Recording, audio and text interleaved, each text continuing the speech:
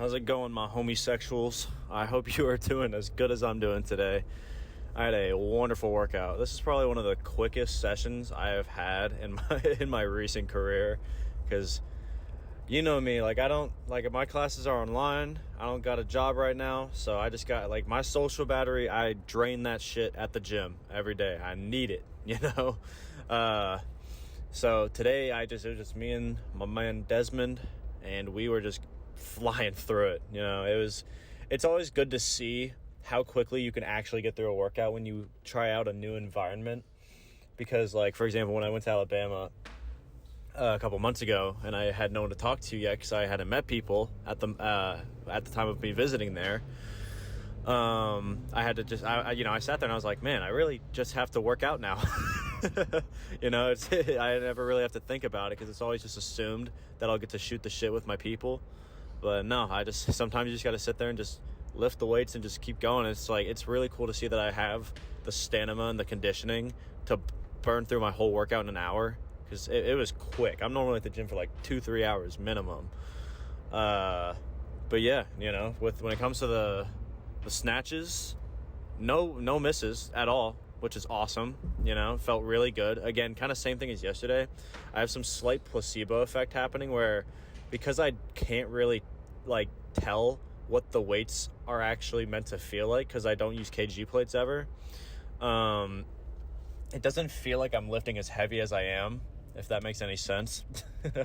But the 205 for 4x2 felt great. I had 2 reps that were like, for my standard, felt whiffy, because I did I think I over exaggerated the pull right at the very top, so my feet went forward just slightly, but the bar landed where it was supposed to. So it ended up shifting my core in a way that made it to where I couldn't hit a comfortable ass to grass, even if it doesn't look that way. So like when you see the last set, I do a third rep on my last working set, just because I am such a big guy about, you gotta end the workout with a good set, unless it's a PR day, because that's just a PR day. You never know what's gonna happen there.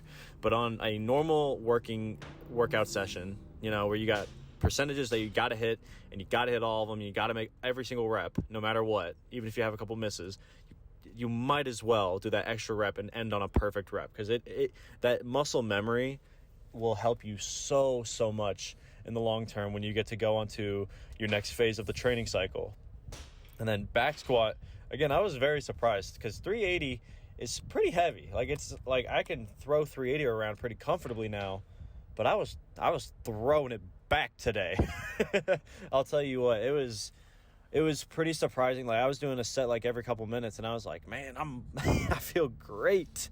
You know, it's up to like 315, it felt like there was like barely any weight on the bar, which was really fun. But yeah, you know, I cannot complain whatsoever. And something I am very much looking forward to is tomorrow is my bench day. So I got clean and jerk and bench tomorrow. So I am really, really hopeful that the pull I had in my left pec from 3 days ago is healed. I know 3 days is not a long time, but it was a super baby pull. I put the weight up immediately. I talked about it last time. But because I put the weight up right away, the next day there was no strain or no pain when I did push-ups or anything. So maybe it's there. And if it's not, then I'm just not going to push the weight. You know, I got to wait as long as it takes before I can put on some heavy stuff again. And that's how it goes. There's no point in doing the lifts if you're just going to end up injuring yourself in the long term.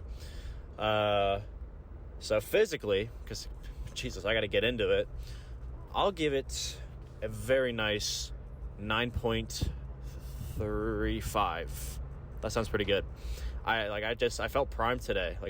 I think I actually was like whipping so hard on the snatches out the gate. Like, my first rep at 95 was 95 pounds. I know it's a little weird because I'm doing kilos right now, but the first rep I did at 95 pounds was really way too exaggerated. And same thing, like, my feet tried to go forward while my core tried to sit in ass to grass and just did not mesh well. But other than that, really good snatches. Like, I was very fluent, and 205 has never felt like so, like, whippable. Like, if you asked me 6 months ago if I thought 205 was gonna move like this, I'd be like, hell the fuck no. 205 is way too heavy. And like, because it used to be scary weight. I mean, look at 225. 225 was like almost like impossible to think about weight. Like, that's the only stuff I'm going to touch when I do a peak PR day, because I'm scared of it, that it's too heavy. And now I can triple 235. Like, it's crazy how consistency, discipline, and passion will just carry you. It's awesome. Mentally, I can give it a very nice, just right on the dot 9. You know, not that, again, don't misconceive this. Just because the mental is not as high as the physical does not mean it wasn't a great fucking day. It was awesome. But again, it was just kind of low key. I was just having fun, hanging with the homie, doing my thing. And there weren't really a lot, like, I can turn on the switch if I need to and like get hype if I need to for the weights. But I've never felt so comfortable throwing around weights that typically feel heavy. Like, I just got under the bar and I was just like, I'm going to hit it. You know, it's just a matter of how much effort I'm going to put in. So I just do the best I got, and I just did. And it was one of those days where I didn't have to think about it at all, you know?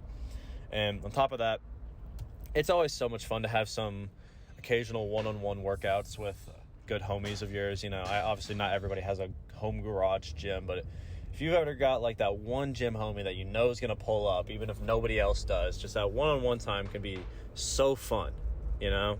It really strengthens a bond when you work toward a goal, even if you're doing separate things with separate ideas, but just doing it together, you know? Like my friend that I've been hanging out with, Desmond, always says, like, if I ever go to an actual Olympic weightlifting gym, I'll probably make the most progress I've ever seen, just because I'm going to be all around the people that inspire me the most, because they're doing lifts that are similar to mine. And in the commercial gym, I just, like, I don't relate to many people, because I'm throwing shit over my head while everybody else is trying to be a bodybuilder or a powerlifter, you know, which is fully fine. And in its own, it can definitely stroke the ego. I'm not going to lie to you. It is so fun to go to a commercial gym and just whip weights and not have to think about it. And then just everybody's like, nice deadlift. What? You know, it's always so fun to experience that kind of thing. But, you know, it's just having that ability to like sit down with someone and be like, just no thoughts. I'm just going to love what I'm doing today and just do it. And because I have put in the effort, because I'm always fucking saying it, but because I have the consistency, a discipline, and that passion, I can do this now to where it just feels natural to just do it, you know? Obviously, if I'm in pain or if I'm not fully recovered or whatever, sure. But I'm very good about my food, about my sleep, you know, about how much stress I have in my day-to-day. I try to keep everything at a very standardized, workable rate so that I don't get overwhelmed. And everything with that will transfer over to your weights, even if it's just something like your daily stress. You know, if you can put yourself in a more positive environment, you'll get stronger, even though it doesn't physically affect you. I always say this, the mental is so important. It's almost just as important as your physical. I think so. But regardless of that, it's something that it's just so important to remember, is that, like, I always say that, like, you got to have the consistency, discipline, and passion to be able to, like, really put in your 100% for this stuff. But it's important to remember that it's not just as simple as that and just saying it. You got to experience it in your own way and have your own failures and your own upbringings from those failures to really believe in it. But it's also, I don't say this, I feel like I don't say this enough, but when you think about the whole thing, the whole, like, broad picture of it, you have to have consistency to keep up and having that progress and that experience. That's like the baseline. You have to just try to do that to the best of your ability. That's where most people fail, because you don't have the passion to back it up yet. But to get, once you do the consistency, that allows you to be disciplined. And once you have discipline, you can move on and have the passion. You know, it's a step-by-step thing. It's not just all at once. You got to commit to it, really put in the time and the schedule, and actually commit to it. And then you'll get to a point where you can't even imagine missing. And then you can pour your heart into it, because you're not thinking about all these other standards in life that you typically would put on it, and all the other things that you would compare to like how much you should be putting in or shouldn't be putting in. It's just a matter of you love this thing. You've done it enough now to where you want to pour your heart into it. So it doesn't matter how long it takes. It doesn't matter what I go through. It doesn't matter what I have going on in the day. If I got to work a full-time job and go to full-time school and do all this other stuff, I'm at the gym at 4 a.m. I fucking guarantee it. I am not quitting ever, because I have built up the consistency to develop the discipline. And now that the discipline is 100%, I just got to pour as much passion into it. And it's literally just a mental game now. That's why I say the mental is so important. Is if you have the consistency and the discipline, it's literally just you against you.